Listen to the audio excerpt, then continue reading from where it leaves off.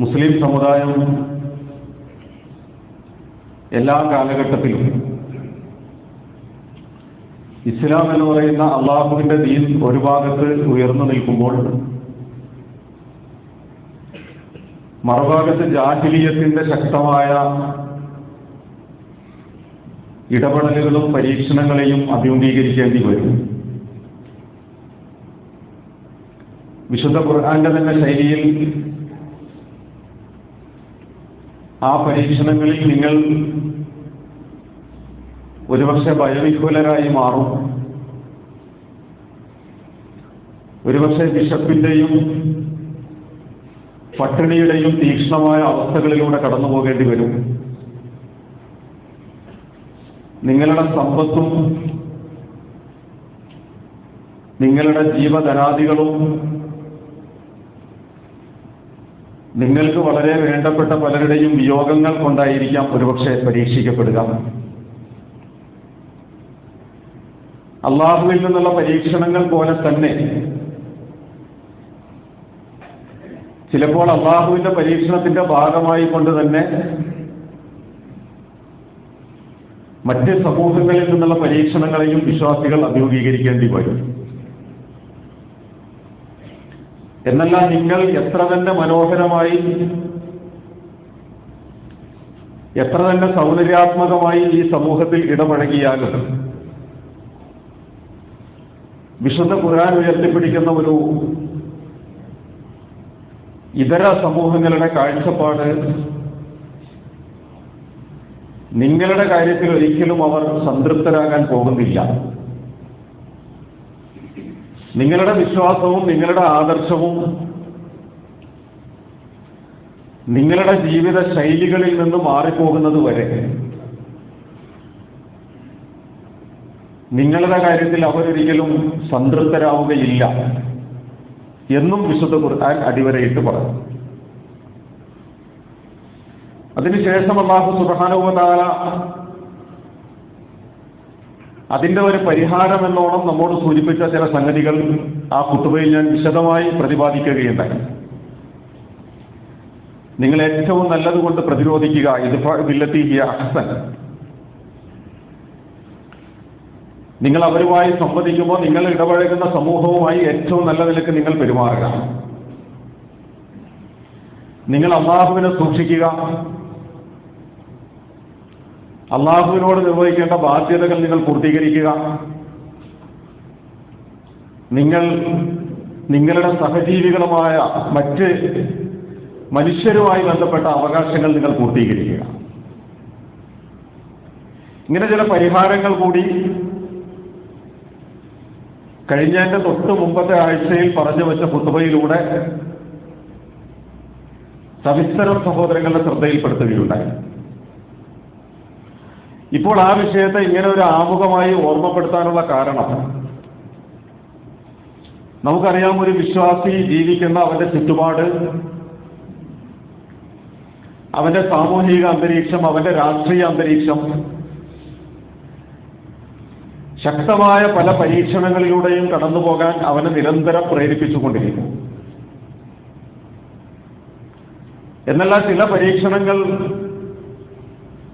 വെല്ലുവിളികളായി തന്നെ ഉയർന്നു നിൽക്കും. വ്യക്തിപരമായി ബാധിക്കുന്ന വെല്ലുവിളികളെക്കാൾ മുസ്ലിം സമൂഹം അഭിമുഖീകരിക്കേണ്ടി വരുന്ന വെല്ലുവിളികളെ തികഞ്ഞ ജാഗ്രതയോടും അവധാനതയോടും കൃത്യമായ നിരീക്ഷണത്തോടും കൂടി നാം പഠിക്കുകയും വിലയിരുത്തുകയും ചെയ്യേണ്ടതുണ്ട്. വിശുദ്ധ ഖുർആൻ ഒരു സങ്കല്പം, അല്ലെങ്കിൽ ഈ ഭൂമിയിൽ അധികാരം കൈയാളുന്ന ആളുകളിൽ നിന്നുണ്ടാകാവുന്ന ചില നിലപാടുകളെ, സമീപനങ്ങളെ അള്ളാഹുവിന്റെ ദീനിന്റെ പ്ലാറ്റ്ഫോമിൽ അല്ലാതെയുള്ള അധികാര സംവിധാനങ്ങളെ കുറിച്ച് പ്രതിപാദിക്കുമ്പോൾ ഒറ്റ വാചകത്തിൽ അല്ലാഹു സുബ്ഹാനഹു വ തആല സൂചിപ്പിച്ച ഒരു വാക്ക് സൂറത്തുൽ ബഖറയിലെ 205-ാമത്തെ സൂക്തമാണ്.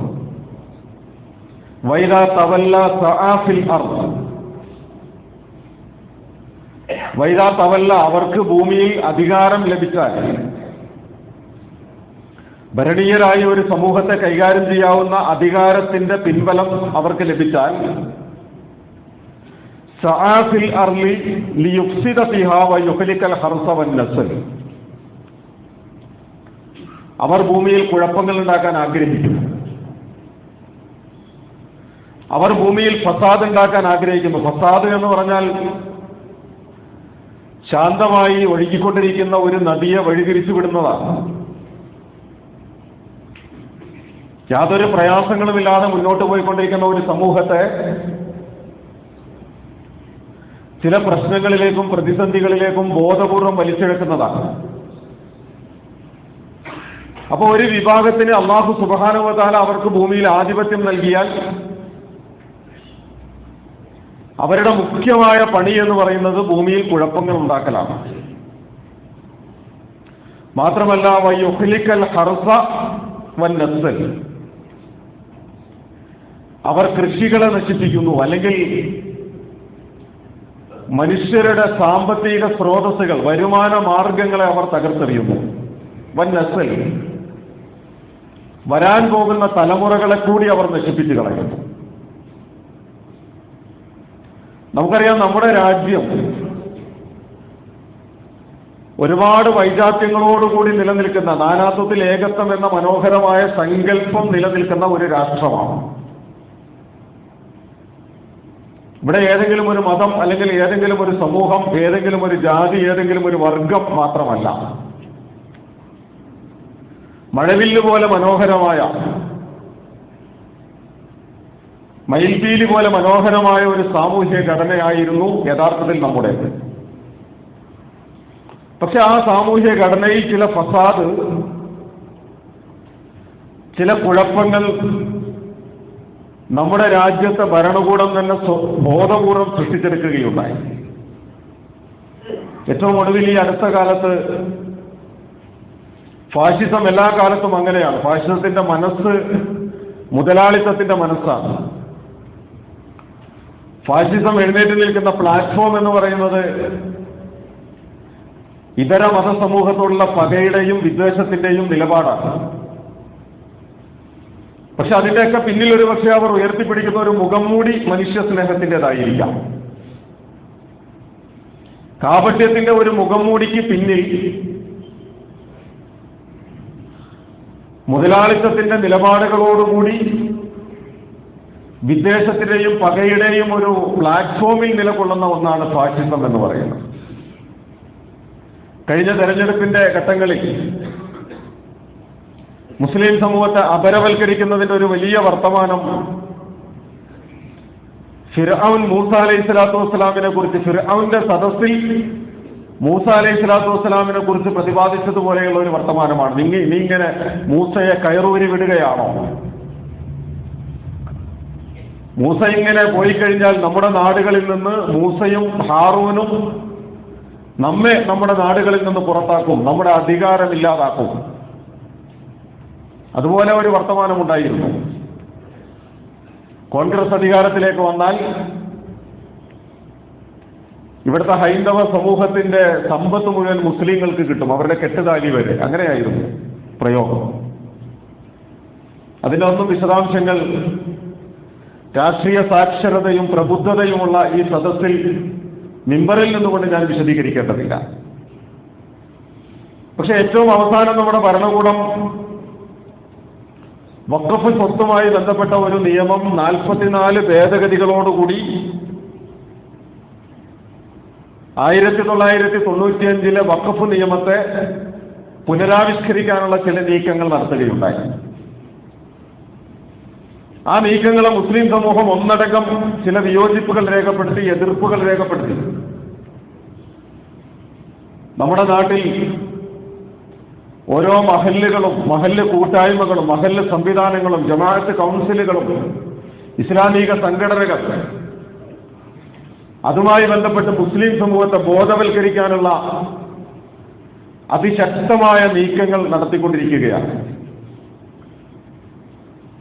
പ്രിയമുള്ളവരെ, വളരെ ഗൗരവപ്പെട്ട ഒരു വിഷയമാണ്. വഖഫ് നിയമത്തിൽ സംഭവിച്ചേക്കാവുന്ന ഭേദഗതികളെ ഈ ഭരണകൂടം ഉയർത്തിക്കൊണ്ടുവരുമ്പോൾ അങ്ങനെ ഒന്ന് വേണ്ടതില്ല എന്ന് മുസ്ലിം സമൂഹം ഒരുമിച്ച് പറയാൻ ചില ന്യായവാദങ്ങൾ അവരുടെ മുൻപിലുണ്ട്. 1938 ഹിറ്റ്ലർ നടപ്പിലാക്കിയ ഒരു ഭൂപരിഷ്കരണ നിയമം പോലെ ഒരു സംവിധാനമുണ്ട്. ഒരു പ്രത്യേക രജിസ്റ്ററിൽ ജൂത സമൂഹത്തിന്റെ എല്ലാ രേഖകളും, എല്ലാ ഭൂസ്വത്തും, എല്ലാ സ്വത്ത് സംവിധാനങ്ങളുടെയും രജിസ്റ്റർ തയ്യാറാക്കി 1938. ചില പ്രതിഷേധങ്ങളൊക്കെ ഉയർന്നു വന്നപ്പോൾ അവരതിനെ എടുത്തുയർത്തിയ ന്യായവാദം ഈ നിയമങ്ങളെയെല്ലാം പരിഷ്കരിക്കാനും ജനങ്ങൾക്ക് ഗുണകരമാകും വിധത്തിൽ വികസിപ്പിച്ചെടുക്കാനും വേണ്ടിയിട്ടാണ് ഞങ്ങളിത് ചെയ്യുന്നത് എന്നായിരുന്നു. പക്ഷെ 3 മാസം കൊണ്ട് ഇന്നത്തെ നമ്മുടെ കണക്കനുസരിച്ച് നോക്കിയാൽ $49 മില്യൺ മൂല്യമുള്ള ജൂത സമൂഹത്തിന്റെ സ്വത്ത് ഹിറ്റ്ലർ കൈക്കലാക്കി എന്നാണ്. അതിന് നാസി സംവിധാനങ്ങൾ അദ്ദേഹത്തെ പിന്തുണച്ചുവെന്നാണ്. ഇന്ത്യ രാജ്യത്തെ സംബന്ധിച്ചിടത്തോളം മുസ്ലിം സമൂഹത്തിന്റെ വഖഫ് സ്വത്ത് എന്ന് പറയുന്നത് ഏതാണ്ട് 9.4 ലക്ഷം ഏക്കർ ഭൂമി ഉൾപ്പെടെയുള്ള സ്വത്തുക്കളാണ്. 9.4 ലക്ഷം ഏക്കർ ഭൂമി ഉൾപ്പെടെയുള്ള എന്താണ് വഖഫ് എന്ന് ചോദിച്ചാൽ ആ വഖഫിനെ കുറിച്ച് നമ്മൾ ആദ്യം ഒന്ന് പഠിക്കണം. ഒരു മുസ്ലിമിന്റെ ജീവിതത്തിൽ വിശ്വാസിയായ ഒരു മനുഷ്യനെ സംബന്ധിച്ചിടത്തോളം ഞാൻ എന്റെ പരലോക ജീവിതം ലക്ഷ്യം വെച്ച് മുന്നോട്ട് പോകുന്നവനാണ്. ആ പരലോക ജീവിതത്തിൽ അള്ളാഹുവിന്റെ മുമ്പിൽ എനിക്ക് ഉയർത്തിപ്പിടിക്കാവുന്ന നന്മകൾ, എന്റെ ആരാധനകളും എന്റെ പ്രാർത്ഥനകളും എന്റെ ദിക്റുകളും ദുആകളും കേവലം അല്ലറ ചില്ലറ ദാനധർമ്മങ്ങളും മാത്രം പോരാ എന്നാഗ്രഹിക്കുന്ന വലിയ ഒരു സമൂഹമുണ്ട്. അവർ പലപ്പോഴും അവരുടെ സ്വത്തിൽ നിന്ന് വലിയ ഒരു വിഹിതം അള്ളാഹുവിന്റെ മാർഗത്തിൽ അള്ളാഹുവിന്റെ തൃപ്തിക്ക് വേണ്ടി വഖഫ് ചെയ്യാറുണ്ട്. അഥവാ അതിന്റെ ഉടമസ്ഥാവകാശം മറ്റൊരാൾക്കുമില്ല, ഒരു സംഘത്തിനും അതിന്റെ ഉടമസ്ഥാവകാശമില്ല. അത് അള്ളാഹുവിന്റെ മാർഗത്തിൽ വഖഫ് ചെയ്തിട്ടുള്ളതാണ്. അതിന്റെ പ്രതിഫലം ലോകാവസാനം വരെ ആ മനുഷ്യന്റെ ബർസഖിയായ ജീവിതത്തിലേക്ക് ഇങ്ങനെ ഒഴുകിയെത്തിക്കൊണ്ടിരിക്കുന്ന നന്മയായിട്ട് അള്ളാഹുവിങ്കൽ പരിഗണിക്കപ്പെടും. നമുക്ക് തന്നെ അറിയാം, അള്ളാഹുവിന്റെ റസൂൽ തിരുമേനി സല്ലല്ലാഹു അലൈഹി വസല്ലം വിശുദ്ധ ഖുർആനിൽ സൂറ ആല ഇംറാനിലെ 92ാമത്തെ സൂക്തം അവതരിച്ച ഒരു ചരിത്ര സന്ദർഭമുണ്ട്. ഒരുപാട് ചരിത്രങ്ങൾ വേണമെങ്കിൽ പറയാം. സൂറത്ത് ആല ഇംറാനിലെ 92ാമത്തെ സൂക്തം ലൻ തനാലുൽ ബിർറ ഹത്താ തുൻഫിഖൂ മിമ്മാ തുഹിബ്ബൂൻ, നിങ്ങളിൽ ഒരാളും പുണ്യം കരസ്ഥമാക്കുകയില്ല നിങ്ങൾ സ്നേഹിക്കുന്നത്, നിങ്ങൾ ഇഷ്ടപ്പെടുന്നത് അള്ളാഹുവിന്റെ മാർഗത്തിൽ കൊടുക്കുന്നത് വരെ.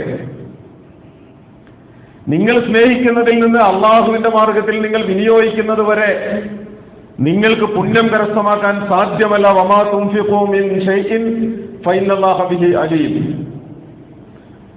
നിങ്ങൾ ഏതൊന്നാണോ അള്ളാഹുവിന്റെ മാർഗത്തിൽ അള്ളാഹുവിന് വേണ്ടി വിനിയോഗിച്ചത്, അള്ളാഹുവിന് പൈസയുടെ ആവശ്യമില്ല, അള്ളാഹുവിന് ഭൂമിയുടെ ആവശ്യമില്ല, അള്ളാഹുവിന് സ്വത്ത് സമ്പത്ത് ആവശ്യമില്ല. പിന്നെ നിങ്ങൾ ആ മാറ്റിവെച്ചത് ആർക്കായിരുന്നു എന്ന് ചോദിച്ചാൽ അൽ ഖൽഖു ഇയാലുല്ലാഹ്, സൃഷ്ടികൾ അള്ളാഹുവിന്റെ കുടുംബമാണ്. അള്ളാഹുവിന്റെ കുടുംബമായ സൃഷ്ടികൾക്ക് ഗുണപ്പെടാൻ വേണ്ടിയിട്ട് ആ സൃഷ്ടികളുടെ ജീവിതത്തില് അവരുടെ പ്രശ്നങ്ങളിലും പ്രതിസന്ധികളിലും ഒരു താങ്ങും തണലുമായി മാറാൻ ഉപകരിക്കും വിധത്തിൽ അള്ളാഹുവിന്റെ മാർഗത്തിൽ നിങ്ങൾ ചിലവഴിച്ചിരിക്കുന്നു. ആ ചിലവഴിക്കുന്നതിനെ കുറിച്ച് സൂക്തം അവതരിക്കുമ്പോൾ റസൂൽ തിരുമേനി സല്ലല്ലാഹു അലൈഹി വസല്ലമയുടെ മുമ്പിലേക്ക് അബൂ തൽഹ റളിയല്ലാഹു അൻഹു കടന്നു വന്ന ആ ചരിത്രം നാം കേട്ടിട്ടുള്ളതാണ്. അള്ളാഹുവിന്റെ റസൂലെ, മദീനയിൽ എനിക്ക് ഏറ്റവും കൂടുതൽ വിളവ് ലഭിച്ചുകൊണ്ടിരിക്കുന്ന, എന്നല്ല മദീനയിലെ കർഷകരിൽ ഓരോരുത്തരും ഏറെ ആഹ്ലാദത്തോടുകൂടി ചിലരെങ്കിലും അസൂയയോടുകൂടി നോക്കുന്ന ബൈറോഹ എന്ന് പറയുന്ന എന്റെ തോട്ടമുണ്ട്. നല്ല തെളിനീരൊഴുകിക്കൊണ്ടിരിക്കുന്ന, നല്ല വിളവ് ലഭിച്ചുകൊണ്ടിരിക്കുന്ന, അത്രയും വിളവ് മദീനയിലെ മറ്റൊരു തോട്ടത്തിൽ നിന്നും മറ്റൊരു കർഷകനും കിട്ടാത്ത വിധം നല്ല വളക്കൂറുള്ള ഫലഭൂയിഷ്ഠമായ മണ്ണിൽ നിൽക്കുന്ന എന്റെ ബൈറോഹ തോട്ടം ഞാനിതാ അള്ളാഹുവിന്റെ മാർഗത്തിൽ കൊടുക്കാൻ തീരുമാനിച്ചിരിക്കുന്നു എന്ന് നിങ്ങൾ അള്ളാഹുവിന്റെ മാർഗത്തിൽ കൊടുക്കുന്നത് വരെ നിങ്ങൾ പുണ്യം കരസ്ഥമാക്കുകയില്ല എന്ന വിശുദ്ധ ഖുർആനിന്റെ സൂക്തം കേൾക്കുമ്പോൾ ഇറങ്ങിത്തിരിച്ച മനുഷ്യനാണ്. അത് ആ കാലഘട്ടത്തിൽ മാത്രമല്ല, ഈ കാലഘട്ടത്തിലും ഒരുപാട് മനുഷ്യരെ നമ്മൾ അങ്ങനെ കാണും. ഒരായുഷ് കാലഘട്ടം കൊണ്ട് സമ്പാദിച്ചു കൂട്ടിയതിന്റെ നല്ലൊരു വിഹിതം ഞാനിതാ അള്ളാഹുവിന്റെ മാർഗത്തിൽ മാറ്റിവെച്ചിരിക്കുന്നു. എനിക്ക് ശേഷം, എന്റെ തലമുറകൾക്ക് ശേഷം എന്നല്ല, ലോകാവസാനം വരെയുള്ള മനുഷ്യരുടെ നന്മയ്ക്ക് വേണ്ടി ഉപകരിക്കും വിധത്തിൽ അള്ളാഹുവിന്റെ അടുക്കലേക്ക് എനിക്ക് ആത്മാഭിമാനത്തോടുകൂടി കടന്നു ചെല്ലാൻ കഴിയുന്ന ഒന്നായി ഞാൻ മാറ്റിവെച്ചിരിക്കുന്നു എന്ന് തീരുമാനിക്കുന്ന ചില സഹോദരങ്ങളുണ്ട്, ഇന്നും ജീവിച്ചിരിക്കുന്നവർ നമുക്കിടയിൽ ധാരാളമുണ്ട്. അതിനെയാണ് നാം വഖഫ് എന്ന് പറയുന്നത്.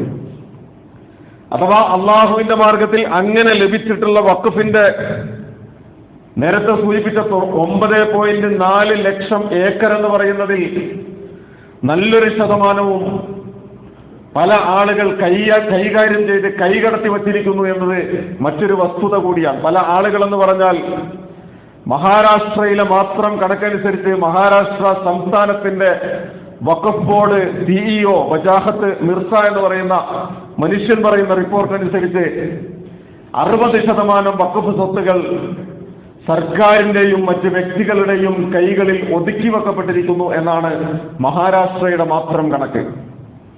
എന്നല്ല, മുംബൈയിൽ നമുക്കറിയാം, മുകേഷ് അംബാനി നിർമ്മിച്ചിട്ടുള്ള 4522 ചതുരശ്ര അടി ദൈർഘ്യമുള്ള ഭൂമിയിലാണ് അദ്ദേഹം വീട് നിർമ്മിച്ചിട്ടുള്ളത്.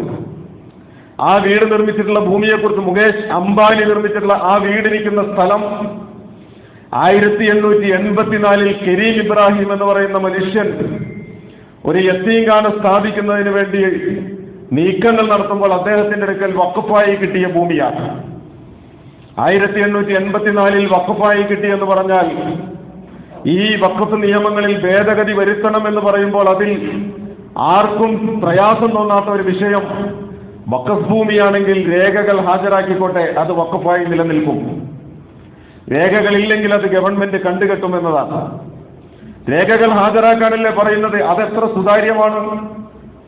അതിലെന്തിനാണ് നിങ്ങൾ ഭയപ്പെടുന്നത്? അതിലെന്തിനാണ് നിങ്ങൾ ആശങ്കിക്കുന്നത് എന്ന് പലപ്പോഴും സാധാരണക്കാരായ ആളുകൾ ചോദിക്കുന്ന ഒരു ചോദ്യമുണ്ട്. പ്രിയമുള്ളവരെ, നമ്മൾ മനസ്സിലാക്കുക, രേഖകൾ ഹാജരാക്കുക എന്ന് പറഞ്ഞാൽ ഏതോ കാലഘട്ടത്തിൽ ഇന്ത്യ രാജ്യം ഭരിച്ചിരുന്ന ഔറംഗസീബിനെ പോലെയുള്ള അല്ലെങ്കിൽ പല രാജാക്കന്മാരും ഒക്കെ വഖഫായി കൊടുത്തത് ആ കാലഘട്ടത്തിലെ ഒരു വർത്തമാനമുണ്ട്. ഈ കാണുന്ന ഭൂമി കരം ഒഴിവാക്കിയിരിക്കുന്നു, ഇന്നതിനു വേണ്ടി ഉപയോഗിച്ചു കൊള്ളുക. അതിന് രേഖയില്ല. എവിടെ നിന്നാണ് അതിന് രേഖ കണ്ടെത്തുക? ആരാണ് അതിന്റെ രേഖ കൊടുക്കുക? അപ്പൊ രേഖയില്ലാത്ത ഒരുപാട് ഭൂമി, ഒരുപാട് സംവിധാനങ്ങൾ വഖഫ് ഭൂമിയുടേതായിട്ട് ഇന്ന് നിലനിൽക്കുന്നുണ്ട്. അതിന്റെ രേഖ കൊണ്ടുപോവാ എന്ന് പറഞ്ഞാൽ അതിന്റെ അർത്ഥം നേരത്തെ സൂചിപ്പിച്ചതുപോലെ 1938 ഹിറ്റ്ലർ നടപ്പിലാക്കിയ ചില സംവിധാനങ്ങളോട് 100%, 110% ചരിത്രപരമായി യോജിക്കുന്നു എന്നുള്ളതാണ്. ആ ചരിത്രപരമായ യോജിപ്പ് ഒരു സമൂഹത്തെ ഭീതിയുടെ മുനയിൽ നിലനിർത്തുക, അരക്ഷിതാവസ്ഥയുടെ, പേടിയുടെ അവസ്ഥയിൽ അവരെ നിലനിർത്തുക.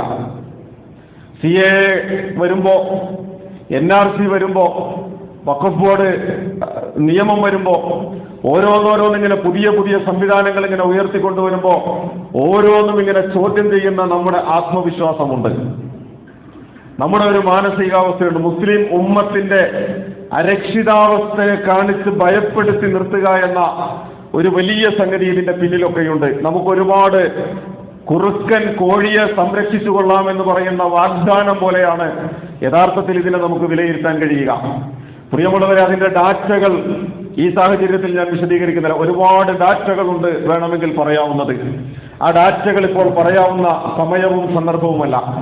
പക്ഷെ വിശുദ്ധ ഖുർആൻ നേരത്തെ സൂചിപ്പിച്ച ഒരു വർത്തമാനമുണ്ടല്ലോ, ഭൂമിയിൽ അവർക്ക് അധികാരം കിട്ടിയാൽ അവർ ഭൂമിയിൽ കുഴപ്പങ്ങൾ ഉണ്ടാക്കും, അവർ കൃഷി നശിപ്പിക്കും, തലമുറകളെ തകർത്ത് കളയും, നിങ്ങളുടെ സാമ്പത്തിക സ്രോതസ്സുകളെ അവർ നശിപ്പിച്ചു കളയും എന്നൊക്കെ പറഞ്ഞതിന് ശേഷം വിശുദ്ധ ഖുർആൻ പങ്കുവെക്കുന്ന ഒരു വസ്തുത, വമിനന്നാസി മയശ്രി നഫ്സഹു ഇബ്തിഗാഅ മർളാത്തില്ല, മനുഷ്യരുടെ കൂട്ടത്തിൽ ചില ആളുകളുണ്ട്, ആലോചിച്ച് നോക്കൂ, എത്ര കൃത്യമായിട്ടാണ് ആ ഒരു അക്ഷരഘടന അല്ലെങ്കിൽ വിശുദ്ധ ഖുർആനിന്റെ ആയത്തിന്റെ ഘടന എത്ര കൃത്യമായിട്ടാണ് വന്ന് നമ്മിലേക്ക് ഏറ്റുമുട്ടുന്നത്.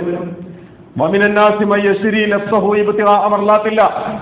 മനുഷ്യരുടെ കൂട്ടത്തിൽ ചില ആളുകളുണ്ട് അള്ളാഹുവിന്റെ മാർഗത്തിൽ സ്വന്തത്തെ വിറ്റുകളഞ്ഞ, സ്വന്തത്തെ അള്ളാഹുവിന്റെ മാർഗത്തിൽ കൊടുത്ത ആളുകളുണ്ട്. വല്ലാഹു റഊഫും ബിൽ ഇബാദ്. അള്ളാഹു സുബ്ഹാനഹു വ തആല അവന്റെ അടിമകളുടെ കാര്യത്തിൽ അങ്ങേയറ്റത്തെ അലിവുള്ള, അങ്ങേയറ്റത്തെ സ്നേഹവും സൗമനസ്യവുമുള്ളവനാണ് അള്ളാഹു സുബ്ഹാനഹു വ തആല. അപ്പോൾ നിങ്ങൾ അഭിമുഖീകരിക്കുന്ന പ്രശ്നങ്ങളുടെ മുമ്പിൽ എത്ര വലിയ പ്രതിസന്ധികളും തിരമാലകൾ പോലെ, പാരാവാരം പോലെ ഒന്നിനു പുറകെ മറ്റൊന്നായി ഇങ്ങനെ വന്നുകൂടുമ്പോ നിങ്ങൾക്കൊരു പരിഹാരമാർഗം വേണ്ടതില്ലേ? നിങ്ങളുടെ മുമ്പിൽ പ്രതീക്ഷയുടെ വാതിലുകൾ ഉണ്ടാകേണ്ടതില്ലേ? വിശുദ്ധ ഖുർആൻ തൊട്ടടുത്ത സൂക്തം നമ്മളോട് പറയുന്നു, യാ അയ്യുഹല്ലദീന ആമനു, അല്ലയോ വിശ്വസിച്ചവരെ, വിശ്വാസം കൊണ്ട് ഏകീകരിച്ചു നിൽക്കുന്നവരെ, വിശ്വാസത്തിന്റെ പേരിൽ ആ വിശ്വാസത്തിന്റെ താല്പര്യമെന്നോണം അള്ളാഹുവിന്റെ മുമ്പിൽ നമസ്കരിക്കുകയും അള്ളാഹുവിന് വേണ്ടി ആരാധനകൾ എടുക്കുകയും വിശുദ്ധ ഖുർആൻ പാരായണം ചെയ്യുകയും ദാനധർമ്മങ്ങൾ നിർവഹിക്കുകയും ജീവിതത്തിൽ ഉടനീളം ധാർമ്മിക മൂല്യങ്ങൾ കാത്തുസൂക്ഷിക്കുകയും ചെയ്യുന്ന യാ അയ്യുഹല്ലദീന ആമനു ഉദ്ഖുലൂ ഫിസ്സിൽമി കാഫ, നിങ്ങൾ അള്ളാഹുവിന്റെ ദീനിലേക്ക് പൂർണ്ണമായി നിലകൊള്ളേണ്ടതുണ്ട്. നിങ്ങൾ ഭാഗികമായി നിലകൊണ്ടാൽ പോരാ. നിങ്ങളുടെ വിശ്വാസങ്ങളിൽ ഏതെങ്കിലുമൊക്കെ, നിങ്ങളുടെ ജീവിത ശൈലികളിൽ ഏതെങ്കിലുമൊക്കെ എനിക്ക് പരിക്കില്ലാത്ത, എന്റെ കുടുംബത്തിന് പരിക്കേൽപ്പിക്കാത്ത, എന്റെ ആശയങ്ങൾക്കും എന്റെ കാഴ്ചപ്പാടുകൾക്കും എന്റെ സ്വപ്നങ്ങൾക്കും മുറിപ്പാടുകൾ ഉണ്ടാക്കാത്ത അള്ളാഹുവിന്റെ ആശയങ്ങളെ ഞാൻ ഏറ്റെടുത്തുകൊള്ളാം. വിശുദ്ധ ഖുർആനിന്റെ നിലപാടുകളെ ഞാൻ ഏറ്റെടുത്തുകൊള്ളാം. അള്ളാഹുവും അള്ളാഹുവിന്റെ റസൂലും പഠിപ്പിക്കുന്ന ദീനിന്റെ മൂർത്തമായ ധാർമ്മിക മൂല്യങ്ങളിൽ നിന്ന് എന്നെയോ എന്റെ ജീവിതത്തെയോ ബാധിക്കാത്ത, കുഴപ്പമില്ലാതെ മുന്നോട്ട് പോകാൻ കഴിയുന്നതാണെങ്കിൽ ഞാൻ സ്വീകരിച്ചു കൊള്ളാമെന്ന അഴകുഴമ്പൻ നിലപാടാണെങ്കിൽ വിശുദ്ധ ഖുർആൻ പറയുന്നു, യാ അയ്യുഹല്ലദീന ആമനു ദഖുലൂ ഫിസ്സിൽമി കാഫ, നിങ്ങളങ്ങനെ ഭാഗികമായി കടന്നു വരേണ്ടവരല്ല, നിങ്ങൾ പൂർണ്ണമായിട്ട് ഇങ്ങോട്ട് കടന്നു വരണം. നിങ്ങൾ അള്ളാഹുവിന്റെ അടിമയാണെങ്കിൽ, നിങ്ങൾ ചവിട്ടി നിൽക്കുന്ന മണ്ണ് അള്ളാഹുവിന്റെ ഭൂമിയാണെങ്കിൽ, നിങ്ങൾ തല ഉയർത്തിപ്പിടിച്ച ആകാശം അള്ളാഹുവിൻ്റെതാണെങ്കിൽ, നിങ്ങൾ ശ്വസിച്ചുകൊണ്ടിരിക്കുന്ന ശ്വാസവായു നിങ്ങൾക്ക് നൽകിയത് അള്ളാഹു ആണെങ്കിൽ, നിങ്ങൾ കുടിക്കുന്ന ജീവജലം നിങ്ങൾക്ക് നൽകിയത് അള്ളാഹു ആണെങ്കിൽ, അല്ല നിങ്ങളുടെ ജീവിതത്തിലെ ഓരോ അനക്കങ്ങളിലും നിങ്ങളുടെ ഓരോ മിടിപ്പുകളിലും നിങ്ങളെ കാത്തുവെച്ചുകൊണ്ടിരിക്കുന്നത് സർവാധിനാഥനായ അള്ളാഹു ആണെങ്കിൽ, നിങ്ങളുടെ ജീവിതത്തെ നിയന്ത്രിക്കാൻ, നിങ്ങളുടെ ജീവിതത്തെ കീഴ്പ്പെടുത്തി കൊടുക്കാൻ ആ അല്ലാഹുവല്ലാതെ മറ്റേത് ശക്തിയാണ് നിങ്ങളുടെ മുമ്പിലുള്ളത്? ആ അള്ളാഹുവിന്റെ മുമ്പിലല്ലാതെ മറ്റേത് ശക്തികളുടെ മുമ്പിലേക്കാണ് നിങ്ങൾ ഓച്ചാനിച്ചു നിൽക്കേണ്ടത്? ആ അള്ളാഹുവിനല്ലാതെ മറ്റേത് ശക്തിയുടെ മുമ്പിലേക്കാണ് നിങ്ങൾ നിങ്ങളുടെ പ്രാർത്ഥനകളെ ചേർത്ത് വെക്കുന്നത്? ആ അള്ളാഹുവിന്റെ മുമ്പിലേക്കല്ലാതെ മറ്റേത് ശക്തിയുടെ മുമ്പിലേക്കാണ് നിങ്ങളുടെ ആഗ്രഹങ്ങളെയും സ്വപ്നങ്ങളെയും ചേർത്ത് വെക്കുന്നത് എന്ന് പ്രിയമുള്ളവരെ വിശുദ്ധ ഖുർആനിന്റെ വർത്തമാനത്തിൽ നിന്ന് നമ്മൾ വായിച്ചെടുക്കേണ്ടിയിരിക്കുന്നു. എന്ന് മാത്രമല്ല, നിങ്ങൾ അള്ളാഹുവിന്റെ ദീനിലേക്ക് പൂർണ്ണമായും പ്രവേശിക്കണമെന്ന് പറയുമ്പോൾ തന്നെ അല്ലാഹു സുബ്ഹാനഹു വ തആല പറഞ്ഞു വെക്കുന്നു, വലാ തത്തബിഉ ഖുതുവാത്തിശ് ശൈത്വാൻ, നിങ്ങൾ ഒരിക്കലും പിശാചിന്റെ വഴിയെ നിങ്ങൾ സഞ്ചരിച്ചു പോകരുത്. നിങ്ങൾക്ക് സഞ്ചരിക്കാൻ ഒരുപാട് വഴിത്താരകൾ നിങ്ങളുടെ മുമ്പിൽ നിങ്ങൾ കാണുന്നുണ്ടാകും. നിങ്ങൾക്ക് കൗതുകകരമായ, നിങ്ങളെ ആകർഷിക്കുന്ന, നിങ്ങളെ വല്ലാതെ പിടിച്ചു വലിക്കുന്ന, നിങ്ങളെ ഇങ്ങനെ കൊണ്ടുപോകുന്ന ഒരുപാട് വഴികളുണ്ടാകും. ആ വഴികളിലേക്കല്ല നിങ്ങൾ സഞ്ചരിക്കേണ്ടത്, നിങ്ങൾ അള്ളാഹുവിന്റെ വഴിയിലേക്ക് സഞ്ചരിക്കണം. കാരണം ആ പിടിച്ചു വലിക്കുന്ന വഴികളൊക്കെ ഇന്നഹൂലക്കും അദുവ്വും മുബീൻ, തീർച്ചയായും ആ പിശാച് എന്ന് പറയുന്നത് നിങ്ങളുടെ വ്യക്തമായ ശത്രുവാകുന്നു. പ്രിയമുള്ളവരെ, വിശുദ്ധ ഖുർആൻ വളരെ ശക്തമായി ചോദിച്ച ഒരു ചോദ്യമുണ്ടല്ലോ, യാ അയ്യുഹൽ ഇൻസാൻ മാ ഗർറക ബിറബ്ബിക്കൽ കരീം, മനുഷ്യ എന്താണ് നിന്റെ റബ്ബിന്റെ കാര്യത്തിൽ നിന്നെ ചതിച്ചു കളഞ്ഞത്, നിന്നെ വഞ്ചനയിൽ അകപ്പെടുത്തിയത് എന്താണ്? നമ്മുടെ ജീവിതത്തെക്കുറിച്ച് ഒരു നിരീക്ഷണം നടത്താൻ, ഒരു അവലോകനം നടത്താൻ, സൂക്ഷ്മമായ ഒരു വിചിന്തനം നടത്താൻ യഥാർത്ഥത്തിൽ വഖഫ് ബോർഡിന്റെ നിയമ ഭേദഗതികളെ കുറിച്ച് ചർച്ച ചെയ്യുന്ന ഒരു കാലം നമ്മൾ ഉപയോഗിക്കേണ്ടിയിരിക്കുന്നു. അതങ്ങനെ ചർച്ച ഒരു ഭാഗത്ത് നടക്കുമ്പോൾ എനിക്ക് എന്നിലേക്കൊന്ന് നോക്കേണ്ടിയിരിക്കുന്നു. ഞാനെന്ന് പറയുന്ന വ്യക്തി അള്ളാഹുവിന്റെ ദീനിൽ എഴുന്നേറ്റ് നിൽക്കുമ്പോൾ എവിടെയാണ് ഞാൻ നിലയുറപ്പിച്ചിട്ടുള്ളത് എന്ന് സൂക്ഷ്മമായി പഠിക്കേണ്ടിയിരിക്കുന്നു. യാ അയ്യുഹൽ ഇൻസാൻ മാ ഗർറക ബിറബ്ബിക്കൽ കരീം, മനുഷ്യ നിന്റെ റബ്ബിന്റെ കാര്യത്തിൽ നിന്നെ വഞ്ചനയിൽ അകപ്പെടുത്തിയത് എന്താണ്? അല്ലദീ ഖലഖക ഫസവ്വാക ഫഅദലക, ആ റബ്ബുണ്ടല്ലോ, ആ അല്ലാഹു ഉണ്ടല്ലോ, ആ റബ്ബാണ് നിന്നെ സൃഷ്ടിക്കുകയും നിന്നെ ചൊവ്വാക്കുകയും നിന്നെ ഇങ്ങനെ നിലനിർത്തുകയും ചെയ്തിട്ടുള്ളത്. ആ റബ്ബാണ്. അവൻ ഉദ്ദേശിച്ച രീതിയിലാണ് നിന്നെ അവൻ പാകപ്പെടുത്തിയെടുത്തത്. നീ ഉദ്ദേശിച്ച രീതിയിലല്ല, നിന്റെ മാതാപിതാക്കൾ ഉദ്ദേശിച്ച രീതിയിലല്ല, നിന്റെ സുഹൃത്തുക്കളോ നിന്റെ സഹചാരികളോ നിന്റെ കൂട്ടുകാരോ നിന്റെ നാട്ടുകാരോ നിന്റെ വീട്ടുകാരോ ഒരാളും ഉദ്ദേശിച്ച രീതിയിലല്ല നീ ഇപ്പോൾ രൂപം കൊണ്ടിങ്ങനെ നിലനിൽക്കുന്നത്. അല്ലാഹു സുബ്ഹാനഹു വ തആല ഉദ്ദേശിച്ച, നിന്നെ സൃഷ്ടിച്ച, നിന്നെ പരിപാലിച്ച, നിന്നെ ചൊവ്വാക്കിയ ആ റബ്ബിന്റെ കാര്യത്തിൽ ആരാണോ മനുഷ്യ നിന്നെ ചതിച്ചു കളഞ്ഞത് എന്ന് വിശുദ്ധ ഖുർആൻ ഗൗരവത്തോടുകൂടി ചോദിക്കുന്നുണ്ടെങ്കിൽ ആ ചോദ്യത്തെ മുന്നിൽ വെച്ചുകൊണ്ടായിരിക്കണം നമ്മുടെ ഈമാനിനെ നമ്മൾ അന്വേഷിക്കേണ്ടത്. എവിടെയാണ് എന്റെ ഈമാൻ ചോർന്നു പോയിട്ടുള്ളത്? എവിടെ വെച്ചാണ് എനിക്ക് എന്റെ അള്ളാഹുവിനോടുള്ള സ്നേഹം നഷ്ടപ്പെട്ടു പോയത്? എവിടെ വെച്ചാണ് ഞാൻ എന്റെ റബ്ബിനെ കണ്ടുമുട്ടുന്നതിൽ നിന്ന് മുഖം തിരിച്ച് നടന്നു കളഞ്ഞത്? എവിടെ വെച്ചാണ് എന്റെ കുടുംബത്തിന്റെ ദുനിയാവിന് വേണ്ടിയാണോ ഞാൻ എന്റെ പരലോകം നശിപ്പിച്ചത്? എന്റെ മക്കളുടെ ദുനിയാവിന് വേണ്ടിയാണോ ഞാൻ എന്റെ പരലോകം നശിപ്പിച്ചത്? എങ്കിൽ പ്രിയമുള്ളവരെ, ഈമാൻ ചോർന്നു പോയി കഴിഞ്ഞാൽ പിന്നെ വേറെ എന്തുകൊണ്ട് നമ്മൾ എഴുന്നേറ്റ് നിന്നാൽ എല്ലാം നഷ്ടപ്പെട്ട് ദുർബലമായ കല്ലുകളിൽ അടുക്കി വെച്ച കൊട്ടാരം പോലെ മാത്രം ദുർബലമായി നാം നിലനിൽക്കും. ഈമാൻ നഷ്ടപ്പെട്ടു കഴിഞ്ഞാൽ ബാക്കിയെല്ലാം നഷ്ടപ്പെട്ടു എന്നാണ് പറഞ്ഞതിന്റെ ചുരുക്കം. അതുകൊണ്ട് വളരെ പ്രസക്തമായ ഒരു കാലത്താണ് നമ്മൾ എഴുന്നേറ്റ് നിൽക്കുന്നത്.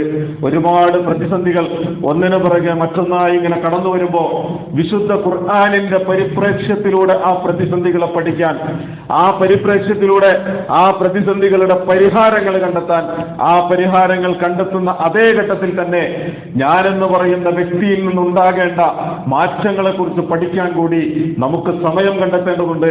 അല്ലാഹു സുബ്ഹാനഹു വ തആല അതിനുള്ള തൗഫീഖ് നൽകി, ഉദവി നൽകി, സൗഭാഗ്യം നൽകി നമ്മെ കാത്തുരക്ഷിക്കുമാറാകട്ടെ. അല്ലാഹുവിന്റെ ഏറ്റവും ഇഷ്ടപ്പെട്ട നല്ല സുഹൃതവാന്മാരായ അടിമകളായി ജീവിച്ച് ലാ ഇലാഹ ഇല്ലല്ലാഹ് എന്ന കലിമത്ത് തൗഹീദ് ഉച്ചരിച്ച് മരണപ്പെടാൻ ഭാഗ്യം ലഭിക്കുന്ന ആളുകളിൽ നമ്മെ എല്ലാവരെയും പടച്ച റബ്ബ് ഉൾപ്പെടുത്തി അനുഗ്രഹിക്കുമാറാകട്ടെ.